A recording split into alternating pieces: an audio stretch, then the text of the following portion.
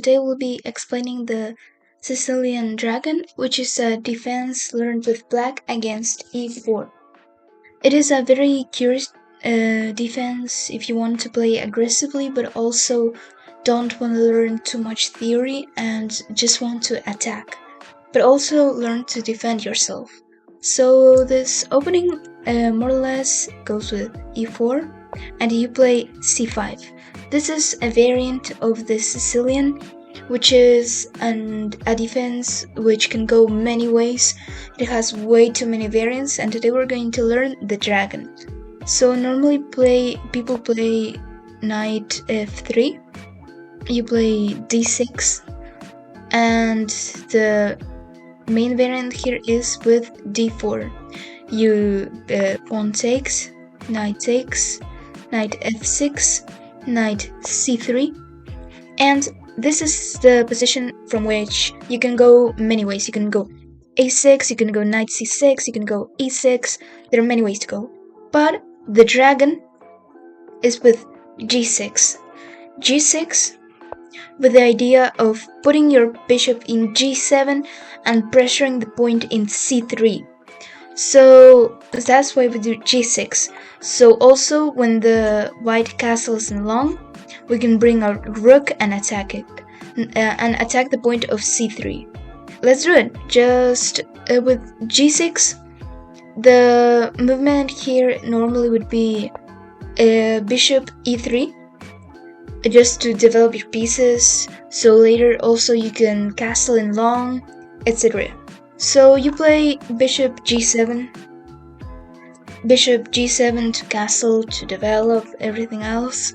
Here white can play bishop c4, queen d2, or f3. Normally the order of those doesn't really matter, only if they don't do bishop c4. So that's why, for example, they do queen d2, you castle, and they have to do f3, and this is the thing, they have to do f3 because if you castle and they do bishop c4, you have to do knight g4, so you can trade this bishop for this knight. Now the plan of the white is to trade your bishop with your black bishop. Like, this is the dragon. The fire of the dragon is the bishop with g7. If you trade it, your attack is going to really slow down, so you can't let that happen. So if they do, for example, now bishop c4, you attack it. They can't do here. If they go here, just do h6, and they have to go. They no longer can trade you, and also many other things. So to avoid that, white usually does f3, so you can't go to knight g4.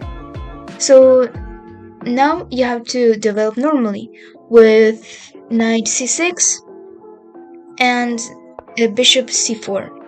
So now you develop your bishop, so you can bring your rook, the castle, rook c8, and right now this is the basic position of the dragon.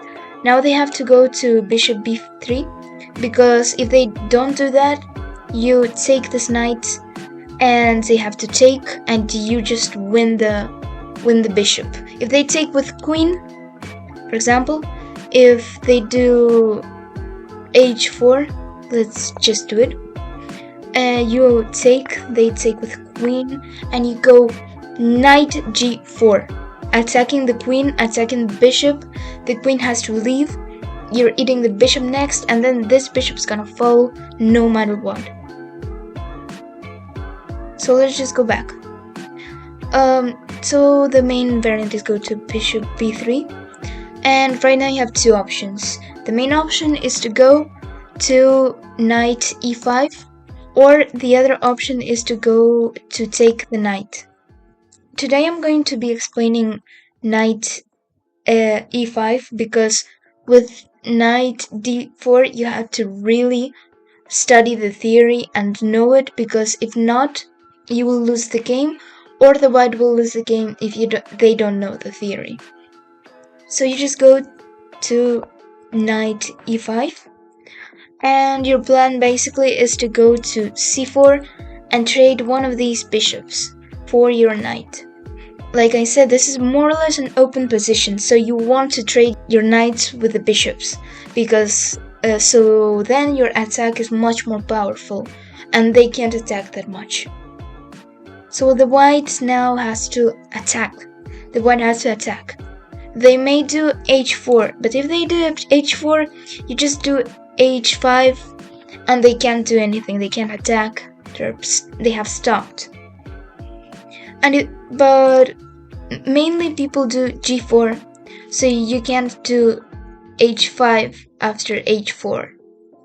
So after g4, like I said, you put your knight in there. They have to trade no matter what, because you're attacking the queen. So for example, they probably will take with this bishop. I'm not sure, because as I said earlier, they want to trade this bishop for this bishop. So they normally would take. And right now, you're in a position that you need to attack. You need to attack a lot. The main idea of the dragon is the point of c3. c3 is very important in the black's attack. Even the rook sometimes has to sacrifice themselves, because you just need to attack. You can't stop. If you stop, you lose. But you also need to keep in mind that you have to protect yourself. So they will attack. The white will attack too. They will keep going until you can't do anything. I think h5 is the best here, personally, and because they have to go right now then with the rook and everything else, and you have time to do other stuff. For example, another idea is queen a5, pressuring the point, trying to double the rooks on one column, attacking here. For example, if you can reach this position, for example, queen here, rook here, you go here, you can eat with rook, because for example now they do h5. This is not a realistic position. I'm just explaining the part of the black here. You just take, you have to take. Now you've won the pawn and everything will be falling. This is very interesting, but you have to play it correctly. You have to think the moves through. And you also have to be careful not to hang anything. Maybe this doesn't work, but it's part of the idea of the dragon. So for example, they can't do that, so you have to take. They have to take, so you just take with knight, and they have to keep going with the attack. They can't go here again, so they probably will try to bring this knight over or do f4 to do f5 and take and just break your position down. So right now we have to lock in. We have to do stuff. And to do stuff, we'll probably just move on with the idea of that. We could also do the idea of queen b4. So you're trying to eat their knight, and they have to leave.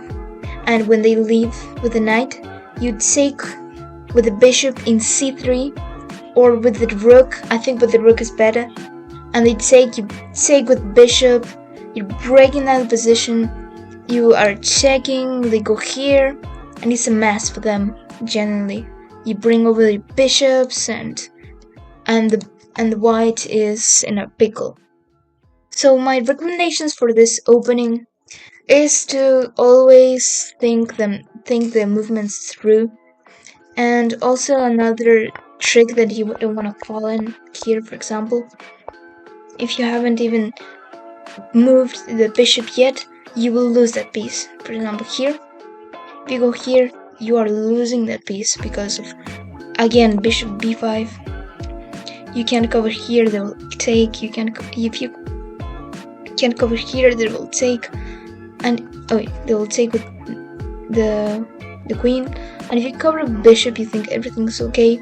They will take with bishop because you can't now take that. You can't take that. Well, if you take that, they will just take, and the queen is totally protected. So you don't want to do that. That's it. Just a little silly trick that they have in their pockets, and you don't want to fall for it. So I also have some other recommendations for this opening. For example, if they don't play the theory that you just learned, don't worry, because many people in quick games will just play after d6, bishop c4. So what I like to do is to follow the movements of the dragon, more or less. They will try to play like an Italian. And you just follow them through with it, because they will probably not know what they're doing. They're trying to do an Italian. So the plan here is to attack the side of the queen. Just push your pawns. a6, b5, bishop b7 to also have some menaces here and there. Knight. And develop your queen here, like attack this flank.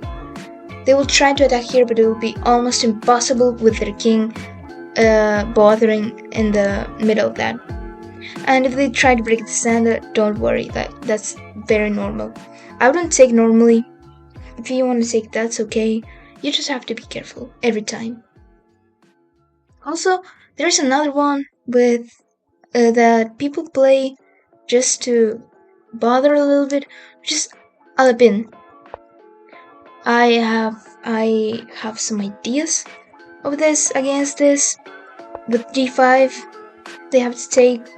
You take with queen, and they would do d4, and you take, they take, and this position you just have to play through it. You have to develop your pieces.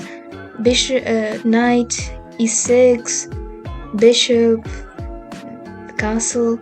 Other than that, be careful not to fall for any tricks. Just try to play calm and attack this pawn. This pawn is weak, it cannot be defended by other pawns, so you need to attack it. So that's it for today. Thank you for watching, I hope you learned something today. If you liked my explanation, please subscribe and leave a comment down below what you want to learn next, or if you want to watch a video with me playing some openings or anything else. And see you in the next one.